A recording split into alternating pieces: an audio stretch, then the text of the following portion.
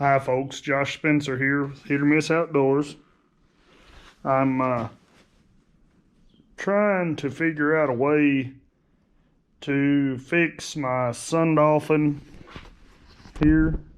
It's a 10-foot set on kayak. It's not a sit in, and I guess that's the problem, is it is kind of wobbly. You really have to work your ab muscles to keep yourself, up while you're out on the river, lake, whatever you're on, to stay balanced, whereas a sit-in kayak, you're pretty well, balanced good, and because you're down under the surface of the water. But we're gonna try to take some of these buoys here and make us a bracket, and I'm gonna get it behind where I sit so that it won't be in the way of my fishing.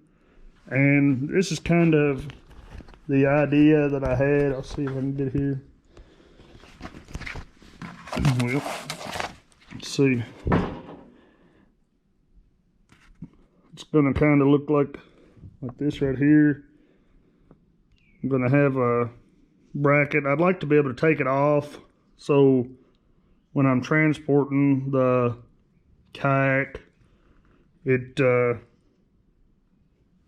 won't be in the way and take up a lot of room. I can kind of set it up by itself and stuff. So I'm gonna have a bracket here that I can slide the bracket with my outrigger on and off, and just have a pin on each side. So see what we can do. I'm thinking about, for the brackets, using a part of an old pontoon awning. It's like aluminum square tubing that's already got some elbows in it and stuff. So we'll see what we can do. Stick with us.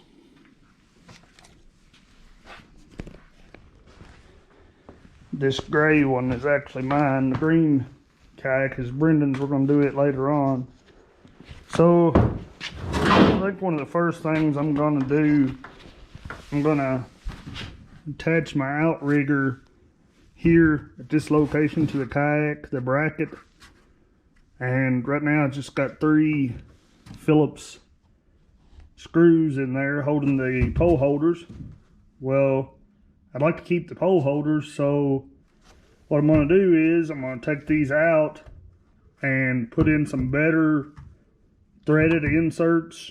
I got a tool that puts a threaded insert in anything, sheet metal, plastic, whatever, and I'd rather go to a bolt rather than that screw, because the screw will probably strip out. So let's do that, take that out and see what it looks like. These are the little threaded inserts that I'm looking at here, and there's the tool. I'm going to do 1/4 20 bolts. I think 3 on each side will hold me good, out in the water. I've never used that tool before. I got it online, so we'll see how it works. But I just got to open up my holes here where the screws were a little bit and put the insert in there, and it crimps just like a rivet.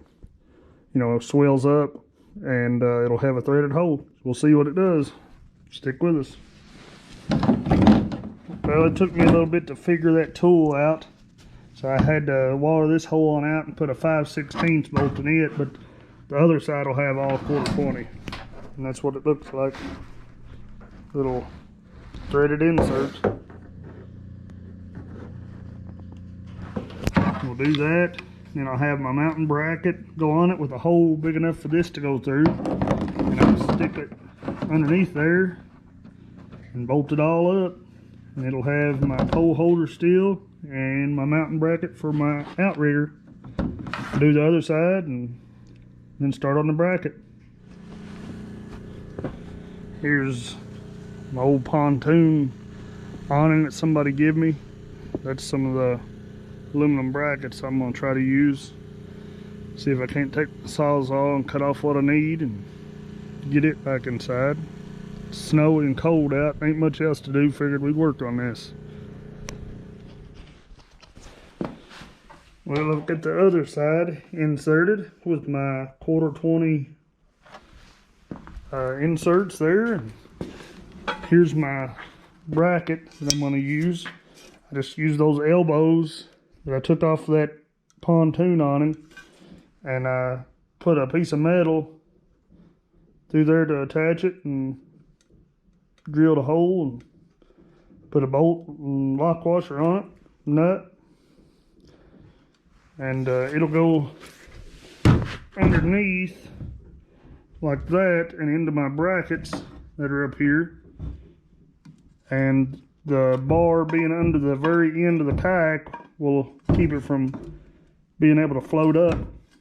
And then my bumpers there, the white bumpers, will go on the sides. Stay tuned.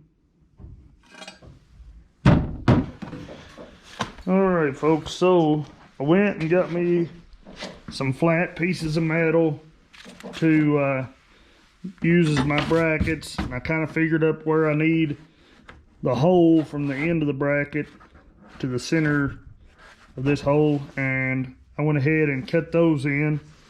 Luckily I had a meal, you know, we got a machine shop, or else it might be a little tough for somebody, but I cut me a hole in there and got it to where I can put some bolts in it. And I used a piece of angle. I got it to where it will fit in the end of this bracket.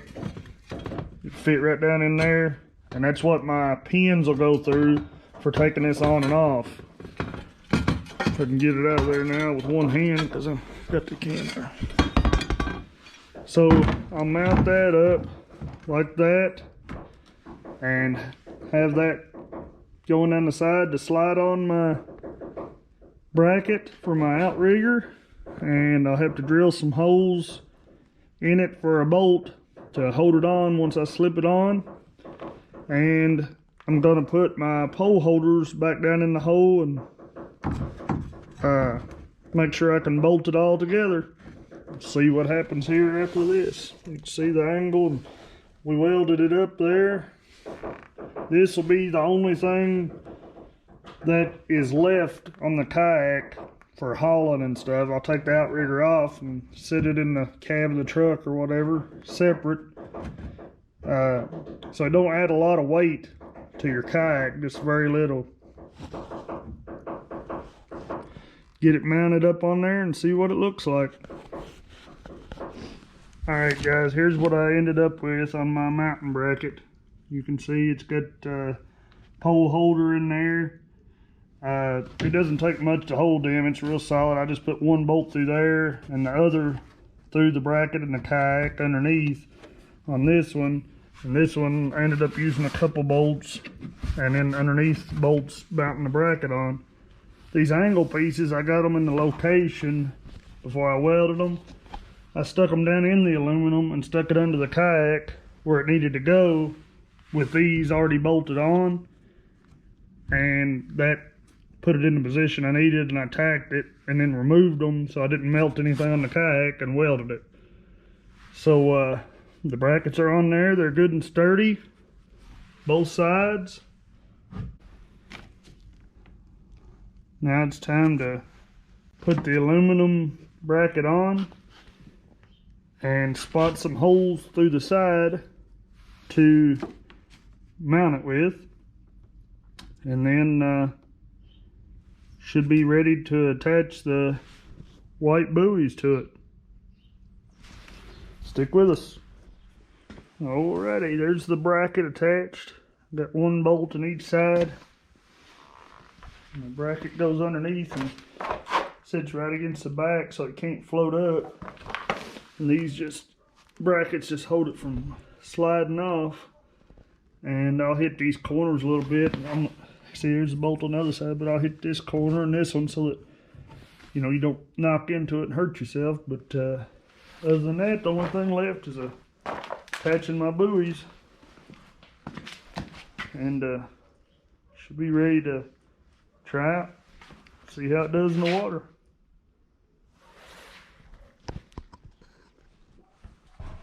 Alright guys, I found some old scrap pieces of small, I think it's 1.5 inch wide channel. And my dad had used it for a tractor on him and it didn't work. It wasn't heavy enough, so it's just scrap metal. And I cut it off the length that I needed, about 1 inch past the length of my buoy, and put a couple 1/2 inch holes. And we had some nylon from a machining job we did, and I cut some spacers for it and attached it with a couple bolts there, about straight with this line. If you get down, I don't know if you can see it good, but this buoy should fit right in there like that. And we're gonna bolt it on and see what it looks like. So stay with us.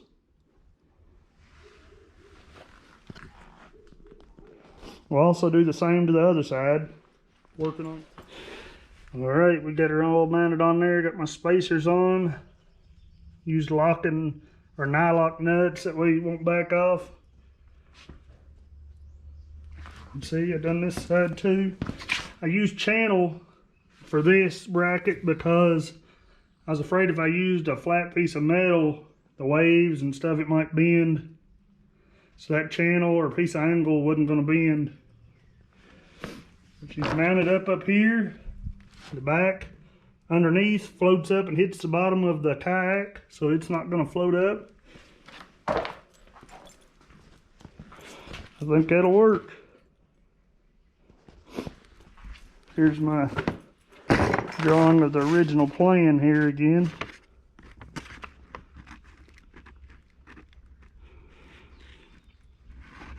I think that'll work. We'll have to get it out on the water and try it out and see what it does. Stick with us. Well folks, we're gonna head out and check on our cattle. But while we're out there, I thought I'd bring my kayak with me, my new outrigger, and see how it does. I could have probably got a 12-foot kayak with a lot higher weight limit and been more stable and didn't need the outrigger, but I kind of like the shortness of the 10-footer, the compact design, you know. Seemed like it's easier to handle in the water. I just needed something to help me stabilize it a little more since I'm real close to the weight limit. So stick with us and we'll see how it does out on the water. There it is again. We're gonna go try it out. See how she does. Before on this thing, when I was just sitting there, I was constantly having to hold myself. My ab muscles was really working because it wanted to tip. Seems like right now I could do about anything. They don't want to tip over. They ain't in the water real far, just enough to keep me afloat. Seems pretty good. I can about stand up, I believe.